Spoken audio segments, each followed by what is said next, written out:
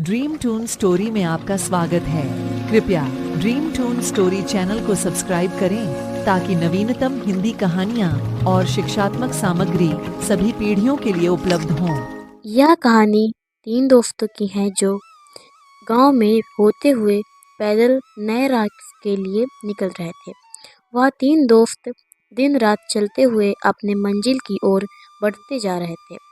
कुछ दूर चलने के बाद सब काफ़ी थक जाते हैं क्योंकि रास्ते में काफ़ी गर्मी थी और तेज धूप भी निकलता हुआ था। सूरज की तेज किरणें को देखकर राजू बोल उठता है, यार कितनी तेज धूप है, अभी और बहुत दूर चलना है और ऊपर से तेज धूप के कारण मुझसे और चला भी नहीं जा रहा है और इसी धूप से के कारण मेरी हालत खराब हो रही है।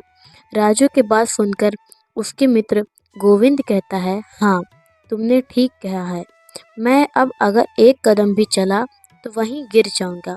यार जल्दी से कहीं रहने का इंतजाम करो। गोविंद को इस हाल में देखकर राजू कहता है, यार इस घने जंगल में कहाँ रहने के लिए जगह मिलेगा।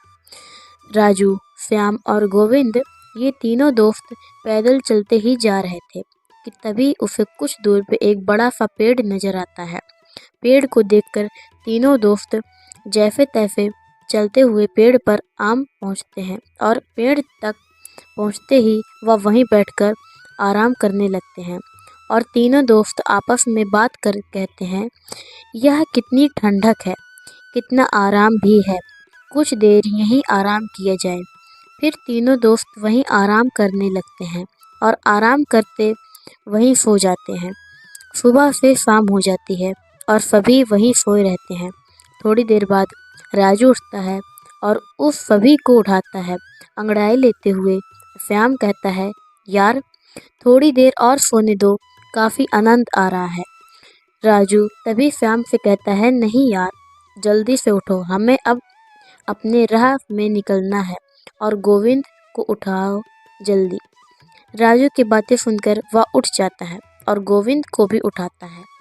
तीनों दोस्त उठते हैं और फिर से सफ़र के लिए निकलते हैं। काफ़ी रात हो चुकी है।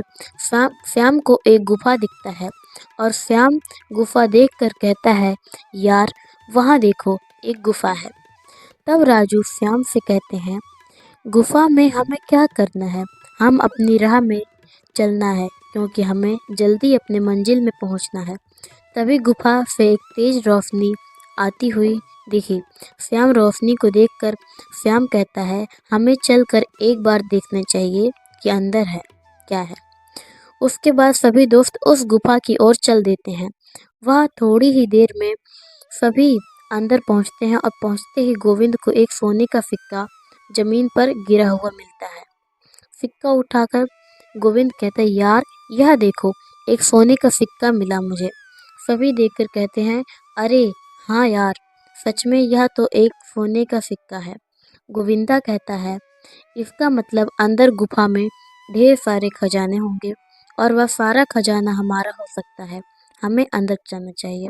गोविंद की बातें सुनकर राजू दोनों दोस्त को काफ़ी समझाते हुए कहता है, नहीं यार यह हमारा खजाना नहीं है, इसमें कुछ खतरा हो सकता है, हमें अपने मंजिल की ओर जाना चाहिए। पर उनके दोस्त नहीं समझते और उसे डरपोक कहकर गुफा से जाने को कहते हैं और राजू को मजबूरन अपने दोस्त के साथ अंदर जाना पड़ता है। जैसे ही तीनों दोस्त अंदर गुफा में जाते हैं, सबकी नज़र दरवाजे पर जाती है। वहाँ तीन बड़े दरवाजे थे और तीनों दरवाज़ा काफ़ी चमक रहा था। दरवाजे को देखकर श्याम कहता है, देखो इन दरवाजे के अंदर ही खजाना छुपा हुआ है, मगर वहाँ दरवाजे में कुछ लिखा हुआ है। तभी गोविंद कहता है, हाँ यार क्या लिखा हुआ है, मुझे भी तो कुछ लिखा हुआ दिख रहा है पर मुझे समझ नहीं आ रहा है क्योंकि श्याम और गोविंद दोनों को ही वह भाषा नहीं समझ में आती है, पर राजू को वह भाषा तुरंत समझ आ जाती है और राजू लिखा हुआ देखकर कहता है, यह तो मैं पढ़ सकता हूँ। तुरंत ही उसके दोस्त कहते हैं, पढ़ तो, जल्दी पढ़ कर बताना क्या लिखा हुआ है। हाँ मित्रों बताता हूँ, इस पर लिखा हुआ है, यह तीन जादुई दरवाजे हैं आपको तीनों में से सही दरवाजा चुनना है। अगर गलत दरवाजा चुना तो आप लोग नरक में चले जाएंगे। राजू की बातें सुनकर गोविंद कहता है, यार तू हमें डरा रहा है, और राजू की बात को नहीं मानते हैं। और तभी अचानक पहले जादुई दरवाजे से आवाज आती है, ऊंची आवाज में, मेरे पास आओ, मेरे पास ढेर सारे खजाने हैं। और फिर दूसरे दरवाजे से आवाज आती है, मेरे पास आओ, यहाँ है खजाना। दरवाजे को बोलता हुआ देख तीनों दोस्त डर जाते हैं, और डर से राजू कहता है, दोस्तों यहाँ से चुपचाप चलो, यहाँ खतरा नजर आ रहा है। फिर से गोविंद बोलता है, यार तू बहुत डरपोक है, शांत रह। फिर तीसरे दरवाजे से आवाज आती है, जल्दी से मेरे अंदर आ जाओ, मेरे पास खजाने का समंदर है। राजू फिर से कहता है, यार यहाँ खतरा है, अगर गलत दरवाजे में गए तो नर्क में चले जाओगे। इतनी चेतावनी के बाद भी उसके दोस्त राजू की बात ना सुनकर उस दरवाजे के अंदर चले जाते हैं। राजू बाहर चला जाता है और दोनों दोस्त अंदर ही रहते हैं। राजू सबका बाहर इंतजार करता है। थोड़ी देर बाद गुफा से अचानक तेज रोशनी आती है, फिर तुरंत बंद हो जाती है। राजू अपने आप से कहता है, रोशनी कैसी, मुझे अंदर जाकर देखना चाहिए। राजू गुफा के अंदर जाता है, पर वहाँ उसके दोस्त नहीं थे। दोस्तों दोनों दोस्तों गायब हो चुके थे, और वो जादुई दरवाजे को भी बंद हो चुके थे। फिर राजू रोता हुआ कहता है, मैंने समझाया था, पर मेरी बात नहीं मानी, इसके कारण ही वह उस नर्क में फंस चुके हैं। फिर राजू वहीं अपने दोस्तों का कुछ दिन इंतजार करने लगा, पर उसका कोई भी दोस्त वापस नहीं आता है।